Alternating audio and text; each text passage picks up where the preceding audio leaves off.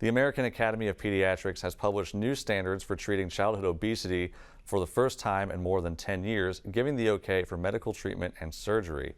Doctors say the guidelines add much needed tools for treatment, but as our Boutier reports, there's more to be done to prevent rising rates of the disease. Elementary students from Indianapolis Public Schools run through the obstacle courses at Ultimate Ninjas Indianapolis in the Hamilton County Sports Complex.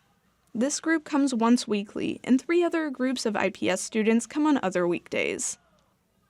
Danae, a 4th grader, says she likes the monkey bars at Ultimate Ninjas and wishes she could fit the whole area in her backyard. I like coming here because it's like fun, and you like to see like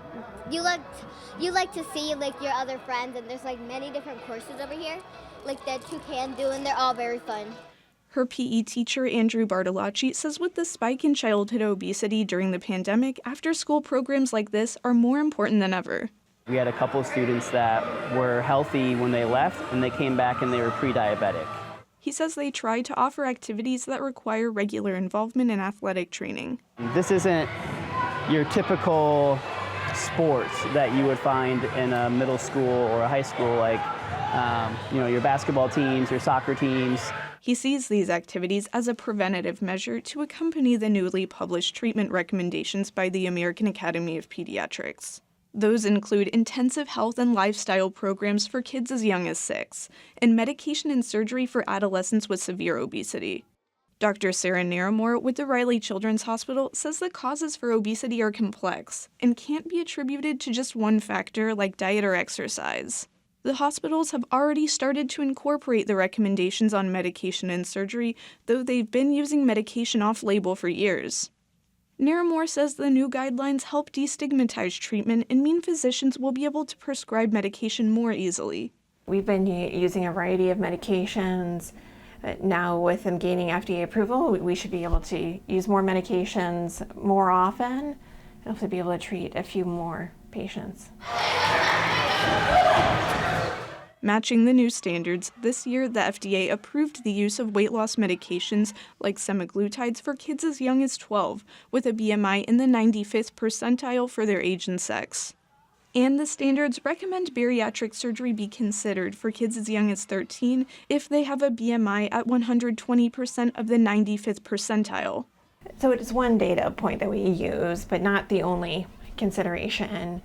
We will take into account muscle mass and how active kids are, but it is something that we need to be aware of. Naramore says these are necessary tools for treating obesity because of the negative effects the disease can have on quality of life. The kids may have snoring, they may wake up throughout the night and just not feel well rested for the day, and both of those then impact their academic performance. So it may be harder for them to focus during the day as well. And then as they get older, they're at a higher risk for other complications. The American Academy of Pediatrics study shows that early interventions with surgery and medicine do help kids lose weight and prevent the health risks that accompany obesity. But the treatments aren't available to everyone. About 60% of the patients in Riley's weight management program are on Medicaid, which doesn't cover the weight loss drugs or surgery. Some of these can cost more than $1,600 per month before insurance.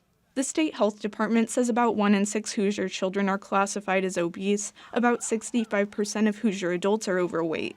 Julie Burns at Jump In for Healthy Kids says more community support for health initiatives is needed, or more children will continue to be diagnosed. It becomes really important to help families and kids understand the basics about nutrition and physical activity, really from about the time they're born until they're 14. That's our best opportunity to create and help them create those healthy habits.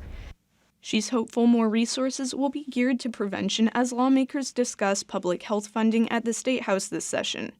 Bartolacci says IPS will continue to look for non-traditional sporting activities to offer kids throughout the city as a way of showing them what's available. This is a program that allows for any kid, any size, any shape to be able to come and find success. And all my students have found that success and have persevered and have smiled, have laughed, have had a great time here. And those are the type of opportunities that should be provided to all kids, no matter what district they live in, no matter what city they live in, just because the physical activity is so important. For Indiana News Desk, I'm Benta Boutier. Indianapolis Public Schools use elementary and secondary school emergency relief funds to help pay for the time spent at Ultimate Ninjas.